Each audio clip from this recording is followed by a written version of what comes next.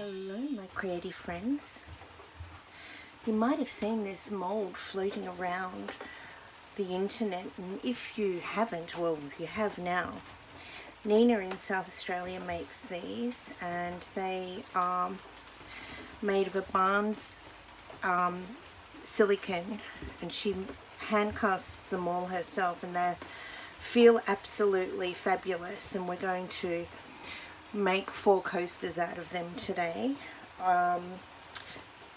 They're a little bit wider than 10 by 10 at certain points, so they're perfect for a coaster, and they're just going to look gorgeous. And they're finished so really well. I don't know if you can see, but the shine is so high, and that means that we're guaranteed to have a gorgeous mould that needs no further work or polishing. Except for perhaps a little bit of sanding where the resin rises just naturally on the sides here. So I'm going to get on to mixing about, how much will I mix? I reckon 200 mils of resin, and I'm going to pour a coat of clear resin at the bottom, and then tint some others, I'm not sure what colours yet, and run that through and swirl it around, and let's see how we go. Okay, I've mixed up and I've put down some clear resin and spread that out, and then decided that I want to have the whole bottom layer covered in clear resin. My resin's a bit extra bubbly today because it's a bit cold, and I was too lazy to take it out there to give it a bath. So we'll just blow those out and it'll be fine. But with our silicone mould, we want to be sure that we don't get too much heat on it. You know, and even though silicone is designed to be used, you know, to baking, this particular mould isn't. Our silicone cookware mats are designed for that, but this isn't, so we'll just be a little bit more careful and perhaps just blow these bubbles out and then come back, let them rise and come back and do it, rather than putting too much heat directly onto the mould itself. And that should do it. I couldn't help myself. I decided to use pinks, white and a little bit of gold. I just really feel like it's so delicate and delicious and sort of ice creamy. I had to resist myself from using brown, and I actually don't know why, because it would have looked nice anyway. But nonetheless, off we go. Let's do these back areas. It's going to be difficult to see, isn't it? Like the actual pink in the pink mould, but it will look nice, and we'll see it when it pops out anyhow, won't we? This is a interference colour, and I want to make sure I leave enough to have some balance through the whole thing. So have I left enough? Probably not. This mould here is going to have the least amount, and it will still look alright. I don't know if you can see it from up there, but it's already going nicely in with the clear. I'm creating some nice little effects. And this paler pink, I'll start on this mould here. Oh, it's really yummy. It does remind me so much of that Neapolitan ice cream. I'll bring it down there. And then I'll blow those over each other, especially once I've got the white in as well. So for me, I'm just sort of trying to not make each mould identical, but certainly make them look like they're a set. And at this point, I'm sort of doing okay. Probably could have done better if I wasn't talking at the same time. Here we go. The interference pink that I put down first is throwing a really nice violet colour, which I like, and they're all kind of metallics. And looking really good. So when the white goes in, it'll strengthen it up and allow the ability for cells to come up once we heat it. And the mould itself is definitely going to take the whole of the resin that I prepared, which was 200 mils. It's going to take it comfortably, and in fact it would probably be what I would prepare every time from now on. Okay, I'm wanting to keep a little bit of the inner part clear, and now I'm just pausing for a minute and I'll heat that now. Okay, oh, sorry about that flicker. So first I'm just going to go around for the air bubbles, and then I'll see what it's doing on its own in regards to effects. I don't even know if you can hear me.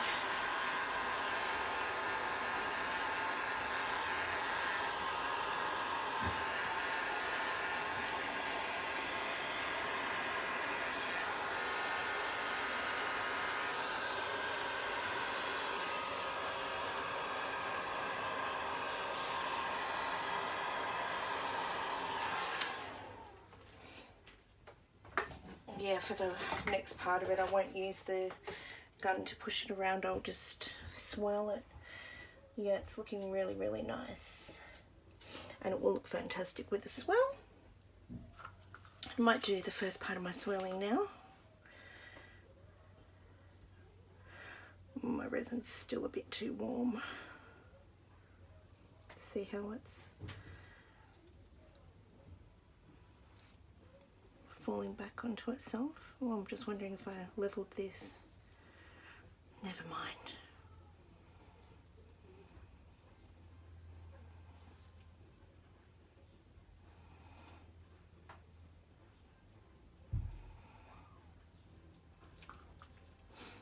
Nice. And then I think with the gold I just maybe want to do the edging, and it will naturally come in upon itself anyway. No, it's going to sink. On it's 007, it normally would be inclined to float and spread and do all kinds of delicious things. Sorry about my hands being right there. I'm not getting the edge very well, that one.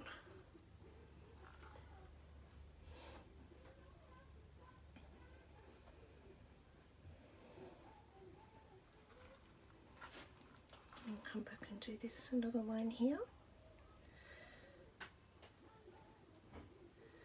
Oh.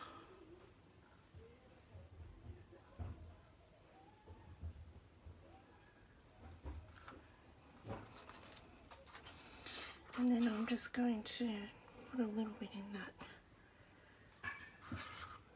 kind of middle part there.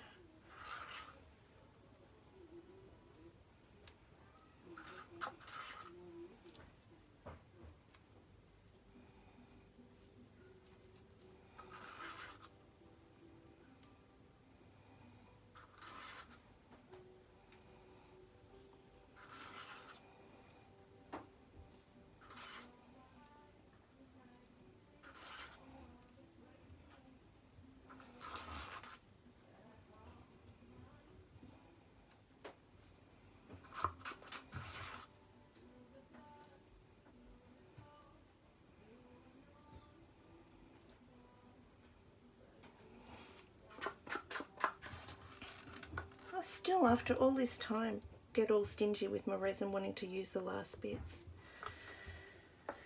Okay, and I'll just give that a little heat, and I'll bring you down and show it to you, and then we'll come back and pop it tomorrow.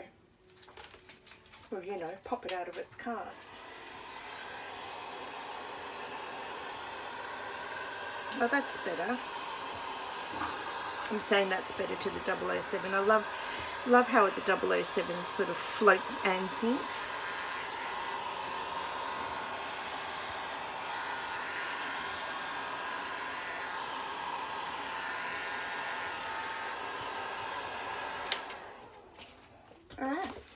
and not wanting to murk it up any more than that, and it's really got some beautiful layers happening in. Want to come and have a look? Let's see if I can take these gloves off and show you how. Oh, sorry, puncture. Oh. Let's get you in focus.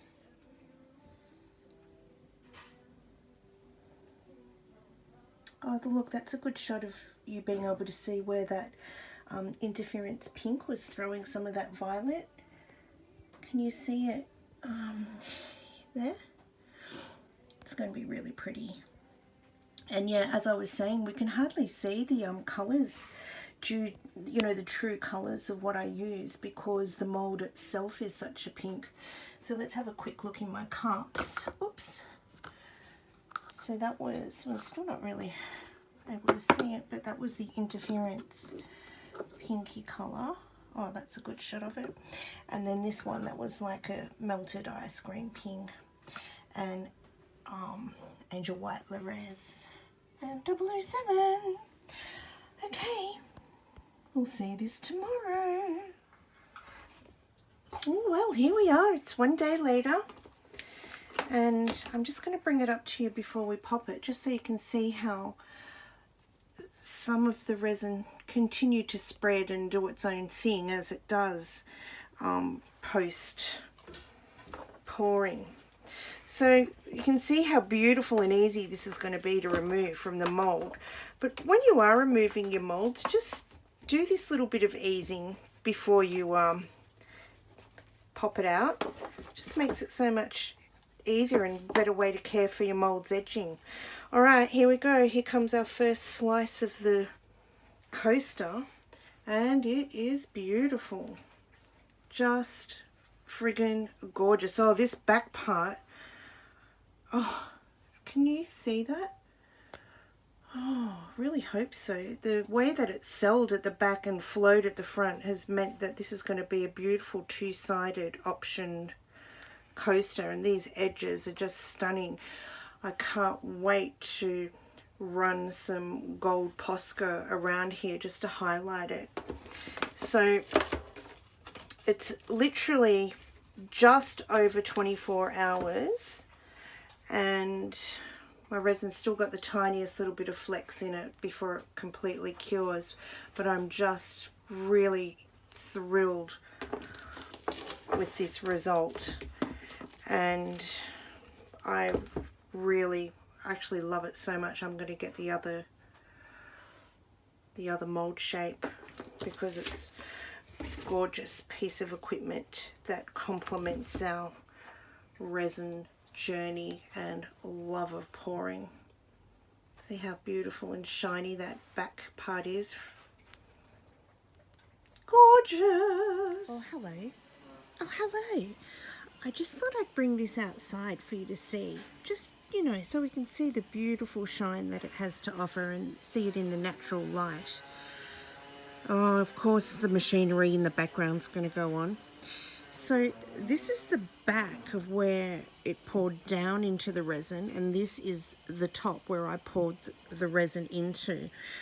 And I just want you to see, just for your own knowledge, how the back of the mold created with these particular colors a beautiful cluster of lacing cells. I really love it.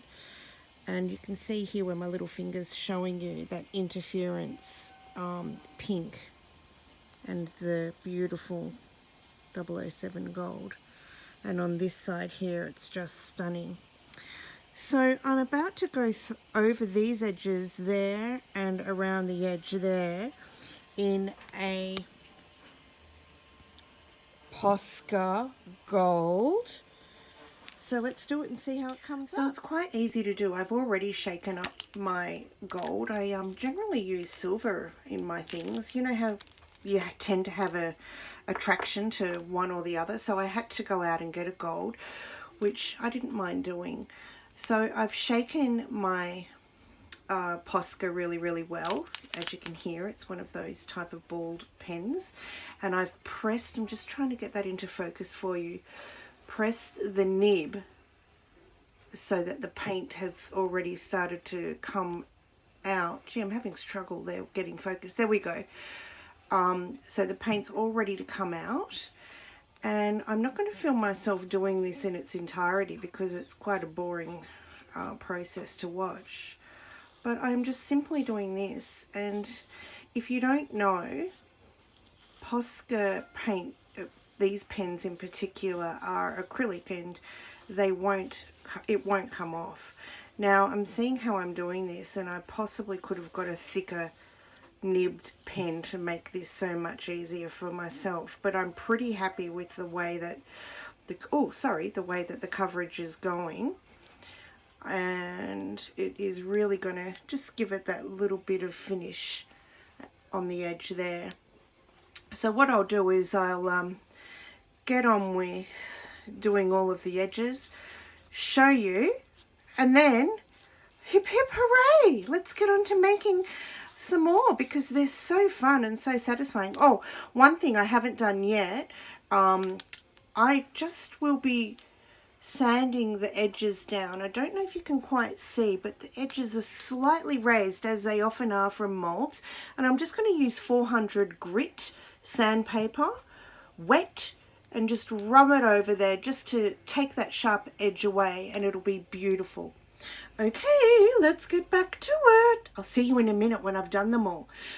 Your 1 minute, or really your 1 second, will be probably my 20 minutes. So I'll see you then. Here they are, all nicely done. Oh, I'm just nervous about the sides being a bit wet. They're probably not. No, they're not, but didn't it finish them off nicely? I'm not the biggest fan of gold myself. You know how most people sort of have a preference towards gold or silver? I tend to always gravitate towards silver, and I do that in my jewelry and even in things that I have around the house. Yeah, these really do appeal to me. They're quite classy and nice, and I'm really happy with them, and I can't wait to make my next lot. So I'm going to do that now. I hope you enjoyed that, and yeah, I'll leave a link in the description box to where you can get this mold set if you're interested. And when you go over and see Nina, make sure you say, Maggie sent me. Alright, have a lovely day, my creative friends. Let's have a shot on this.